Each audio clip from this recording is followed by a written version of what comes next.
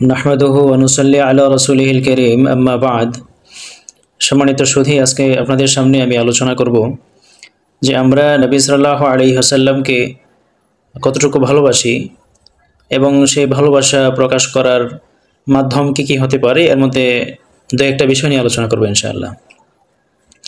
প্রথমত, রাসূলের প্রতি ভালোবাসা প্রদর্শনের এক নম্বর পদ্ধতি হচ্ছে ওনাকে শেষ নবী এবং আল্লাহর রসুল সেই হিসেবে স্বীকৃতি দেওয়া এবং তিনি আমাদেরকে শরীয়ত হিসেবে যা দিয়েছেন সেগুলোর স্বীকৃতি দেওয়া।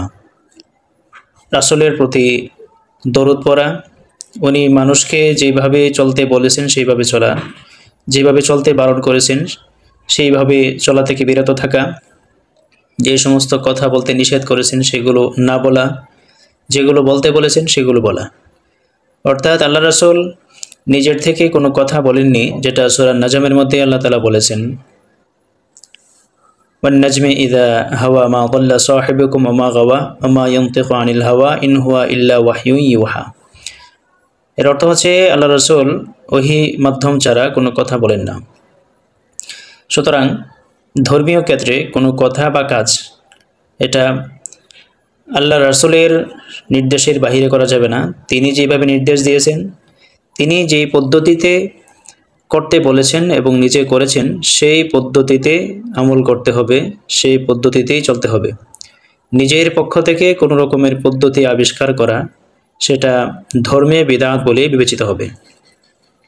তো আমি যা বলতেছিলাম যে আল্লাহর রাসূলের প্রতি ভালোবাসা প্রকাশের প্রধান মাধ্যম হচ্ছে ওনাকে আল্লাহর রাসূল বলে স্বীকৃতি দেওয়া, তিনি আমাদেরকে ধর্ম হিসেবে যা দিয়েছেন তা গ্রহণ করা।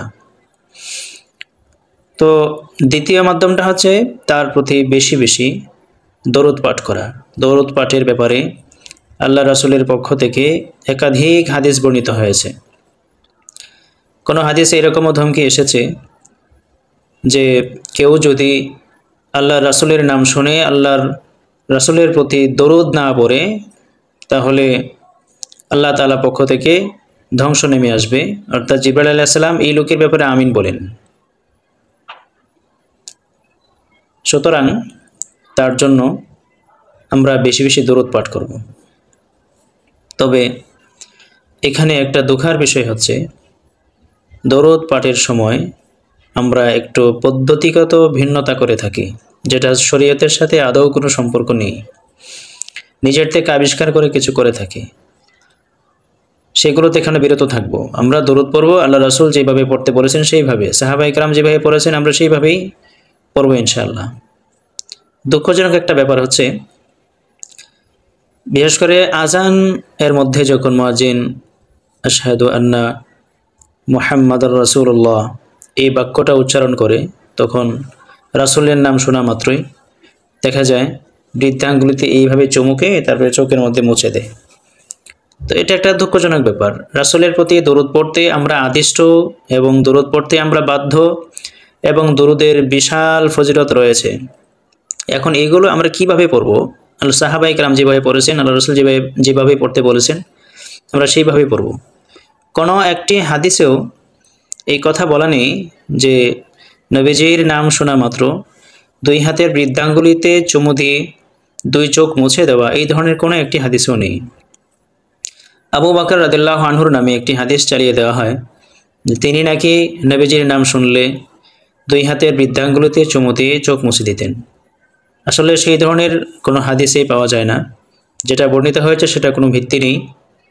সম্মানিত দর্শক, যদি আপনাদের এই মর্মে কোনো বিশুদ্ধ হাদিস পাওয়া যায়, অর্থাৎ নবীজির নাম শুনে দুই হাতের বৃদ্ধাঙ্গুলিতে চুমু খেতে হবে এবং চোখ মুছতে হবে, এই মর্মে যদি কোনো সহিহ হাদিস পাওয়া যায়, বিশুদ্ধ হাদিস পাওয়া যায়, তাহলে আমাকে কমেন্টে জানাবেন ইনশাআল্লাহ।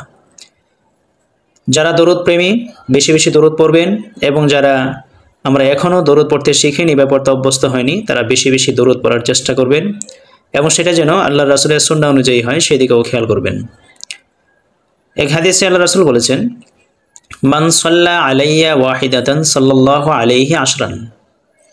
কোনো ব্যক্তি যদি আমার উপর একবার দরুদ পড়ে আল্লাহ তাআলা এর বিনিময়ে তার উপর 10টি রহমত নাজিল করেন। সুবহানাল্লাহ। তাহলে এত বড় ফজিলতের আমল আমরা কেন করব না? আজ থেকেই আমরা বেশি বেশি দরুদ পড়ার চেষ্টা করব ইনশাআল্লাহ। আল্লাহ তাআলা আমাদেরকে তৌফিক দান করুন। আসসালামু আলাইকুম ওয়া রাহমাতুল্লাহি ওয়া বারাকাতুহু।